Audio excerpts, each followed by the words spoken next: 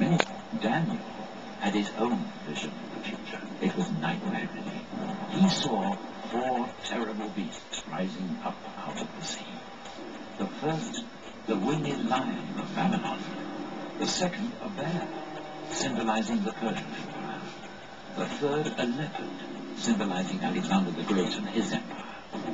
The fourth beast, most terrifying of all, Rome, which devoured the atmosphere.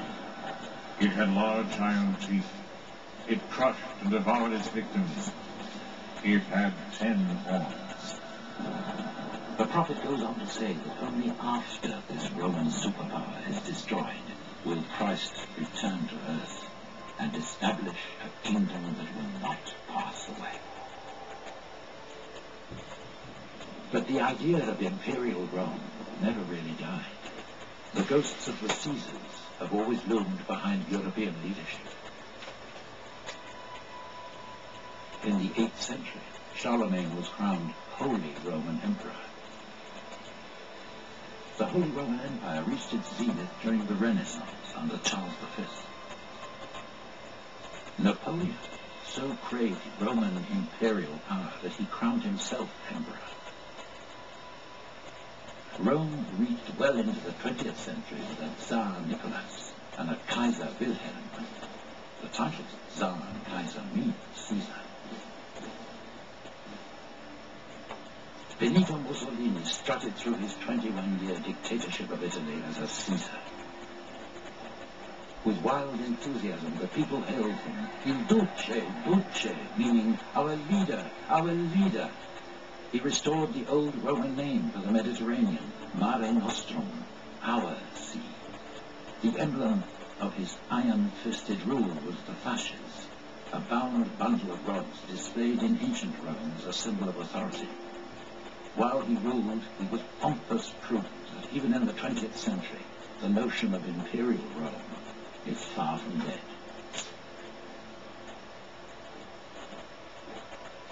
Today, the flags of the European Union are flying over many of the ancient empires' territories. The United States of Europe. This was a post-war dream of Winston Churchill and of Konrad Adenauer, the first German chancellor after the Nazi surrender. To this end, in 1958, Europe's leaders met on Rome's Capitoline Hill and established the European Common Market, which grew to become the European Union we know today.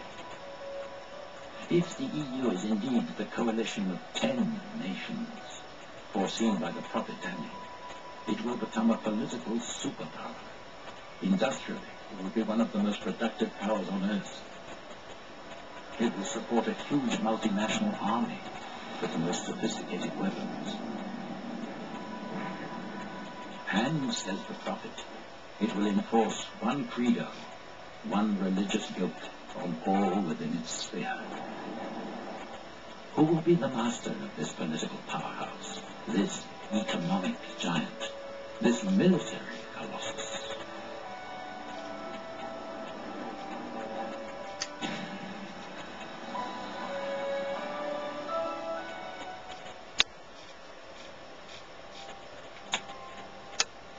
The third sign is the coming of the Antichrist. There before me was another horn, a little one, which came up among them, and 3 of the first horns were uprooted before it. This horn had eyes like the eyes of a man, and a mouth that spoke boastfully.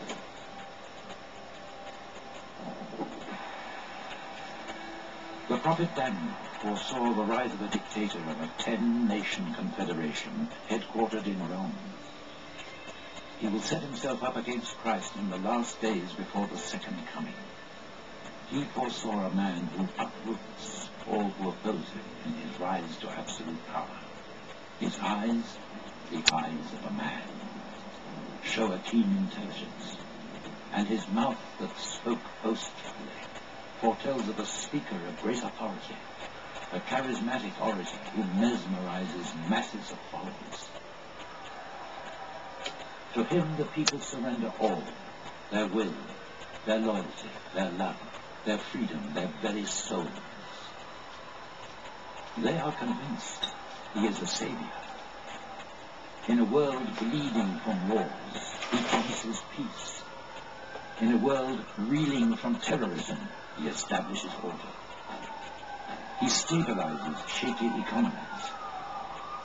He unites his followers in a new world order. To this suffering world, our world, he will appear heaven-sent. Nothing could be further from the truth. He is the Antichrist sent by Satan,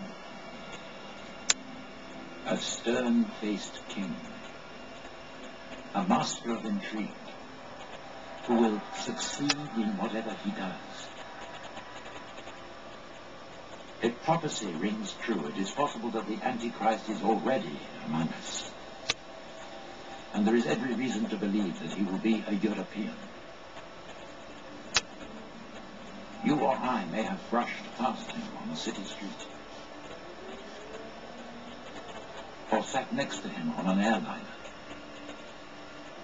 or shared a bench with him in a Paris park. To millions of Christians, he is the enemy.